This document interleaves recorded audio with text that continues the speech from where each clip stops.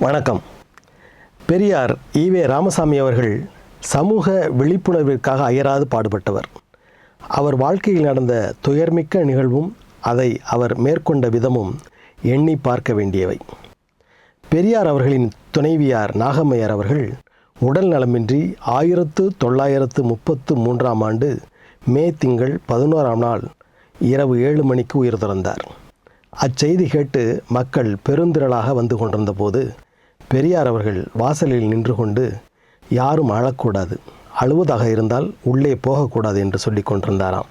12ஆம் தேதி காலை நாகம்மையாரின் உடல் எரியூட்டப்பட்டது. அன்று மாலையே பரப்புரை கூட்டத்தில் பங்கு கொள்ளும் பொருட்டு பெரியார் அவர்கள் வெளியூர் புறப்பட்டு விட்டார். அந்த கூட்டமெல்லாம் முடிந்து 3 நாள் கழித்து தலையங்கம் ஒன்றை எழுதினார். அது இதோ: எனதருமை துணைவி, ஆருயிர் காதலி நாகம்மாள் 11/5/33 ஆவி நீத்தார். நாகம்மாளை நான் வாழ்க்கை துணைவியாக கொண்டு இருந்தேனே அல்லாமல் நாகம்மாளுக்கு நான் வாழ்க்கை துணையாக இருந்தேனா என்பது எனக்கு ஞாபகத்துக்கு வரவில்லை.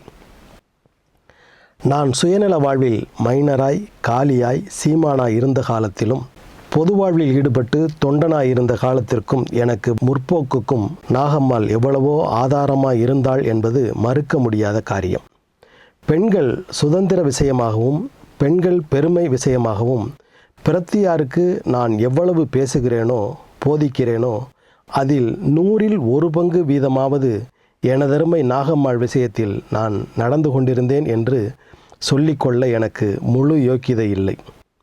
நாகம்மாள் உயிர் வாழ்ந்ததும் வாழ ஆசைப்பட்டதும் எனக்காகவே ஒழிய தனக்காக அல்ல என்பதை நான் ஒவ்வொரு வினாடியும் உணர்ந்து வந்தேன். ஆகவே நாகம்மாள் மறைந்தது எனக்கு ஒரு அடிமை போயிற்றென்று சொல்லட்டுமா, ஆதரவு போயிற்றென்று சொல்லட்டுமா, இன்பம் போயிற்றென்று சொல்லட்டுமா, எதுவுமே விளங்கவில்லை.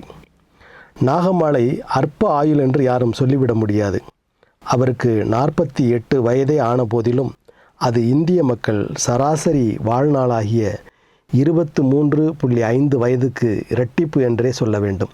நாகம்மாள் செத்ததை ஒரு துக்க சம்பவமாகவும் ஒரு கஷ்ட சம்பவமாகவும் கருதாமல் அதை ஒரு மகிழ்ச்சியாகவும் லாபமாகவும் கருத வேண்டுமென்றே நான் ஆசைப்படுகிறேன். 2-3 வருஷங்களுக்கு முன்பிருந்தே நான் இனி இருக்கும் வாழ்நாள் முழுவதையும் சஞ்சாரத்திலேயே சுற்றுப்பயணத்திலேயே இருக்க வேண்டும் என்றும், நமக்கென்று ஒரு வீடோ அல்லது ஒரு குறிப்பிட்ட இடத்தில் நிரந்தர வாசமோ இருப்பது கூடாதென்றும் கருதி வந்ததுண்டு. ஆனால் அதற்கு வேறு எந்த தடையும் இருந்திருக்கவில்லை என்றாலும் நாகம்மாள் பெரிய தடையாயிருந்தாள். இப்போது அந்த தடை இல்லாது போனது ஒரு பெரிய மகிழ்ச்சிக்குரிய காரியமாகும்.